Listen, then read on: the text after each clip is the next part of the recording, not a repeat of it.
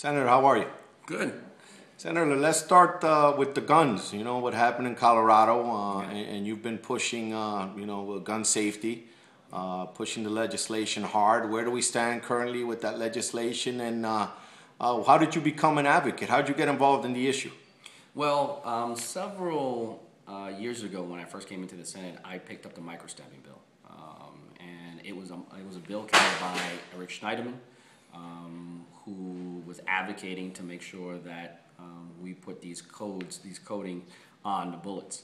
And since then, I've been pushing other pieces of legislation, like the mental ill piece of legislation, allowing judges to strip away either guns or gun permits from individuals that are found to be mentally ill, and just introduced the ammo bill, so they can do a background check on anyone who purchases ammo in New York State, and the bill that talks about how you would need to renew your gun permit every 5 years. We've had various pieces of legislation, gun legislation, but the biggest one has been microstamping, and of course the Republicans have been stonewalling it in the Senate chamber. They haven't allowed it to come to the floor because they feel that it's not, the technology doesn't work. But time and time again, every report that we say, even the report that they use says that close to 60% of the time it's successful. I'd much rather have 60% of the time than 0% of the time. 80 police officers, and every single DA that you can think of in the state of New York is in favor of this tool of microstamping, and it's something that we need to focus on, because if you have police departments, if you have DAs talking about how this is a necessary tool, then let's let the experts decide on what are the best tools to use for gun control, and we have to push the politics out of the way. Unfortunately, the NRA has been a huge contributor, financial contributor to many of the Senate Republicans here in New York. In fact, New York is the #1 spot that they've contributed money across the country, and it's no surprise because they understand that if the way New York goes, the rest of the country goes, and it's going to be a trickle-down effect. So that's why we feel that it stalled in the New York State Senate, because the NRA has really put their money where their mouth is, and they've contributed so much to the Senate Republicans. Senator, what do you make of the prospects of the Democrats regaining control of the Senate, the issues with the IDC? And also another thing, people are like, wait a minute, the Democrats are trying to regain the majority, but yet everyone's trying to jump ship. Senator Eric Adams is looking to make a move for Brooklyn VP. You're mentioned as a Queensboro president candidate. Senator Espaillat ran for Congress. Mm-hmm. So everyone's like, wait a minute, are these guys serious about taking control of the Senate, or are they trying to jump ship? What's the latest? Yeah, no. We're very serious of taking control of the Senate. The Democrats are very, very much in play. We have about 4 or 5 races that we're looking at that are going to be very, very good for us. The presidential momentum is going to be huge for us when it comes to taking it back. And you have individuals like Eric and like Squadron and people that are others that are being mentioned, but we all understand that those are safe Democratic seats. We all understand that those are seats that the Democrats are going to control.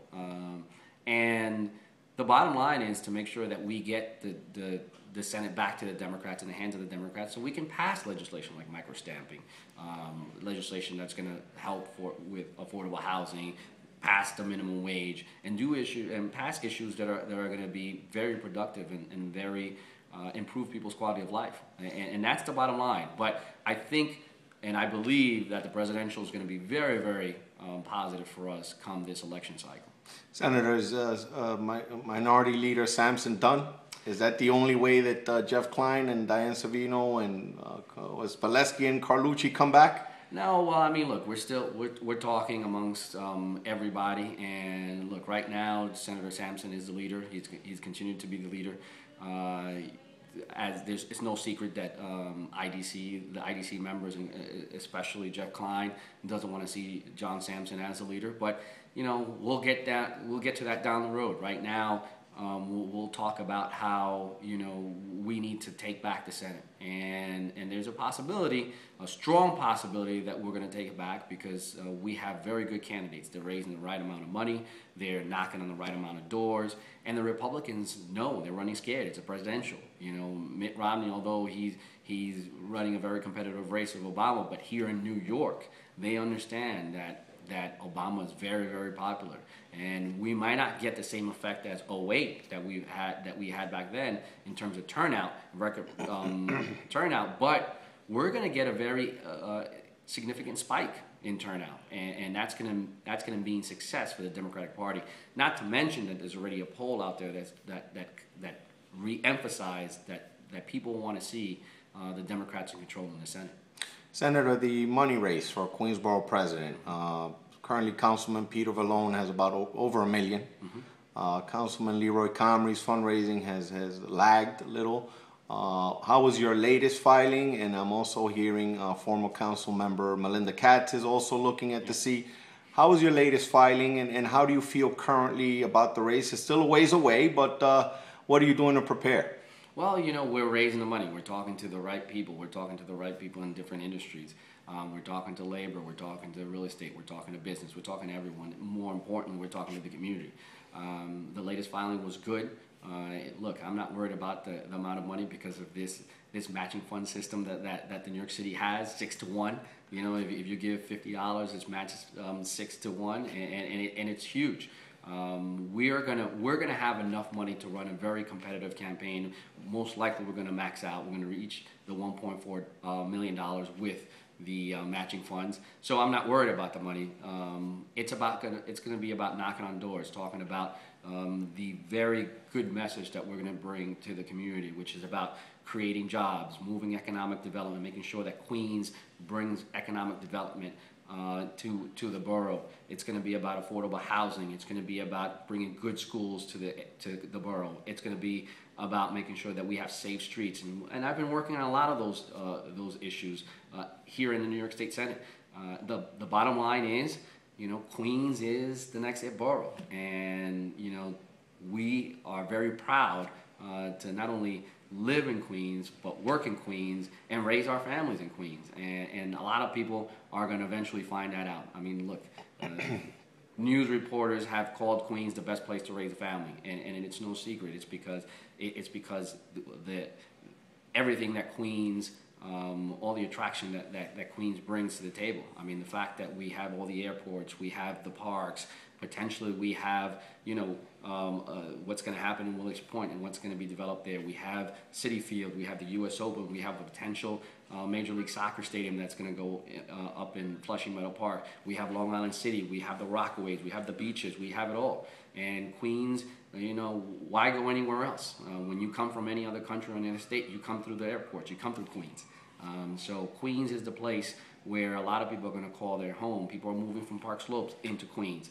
You know, people are calling Queens their home, and we just want to make sure that we attract economic development to come this way, and make sure that businesses come here so that we can create the jobs, and we can create the schools, and we can fight for all the issues that matter here. And I think it's going to be a very positive campaign, and we're going to move forward, and everyone is very enthusiastic about it. Senator, 1 to 10, what do you think the prospects of Governor Cuomo helping you guys either pass a Dream Fund or a Dream Act in the next session?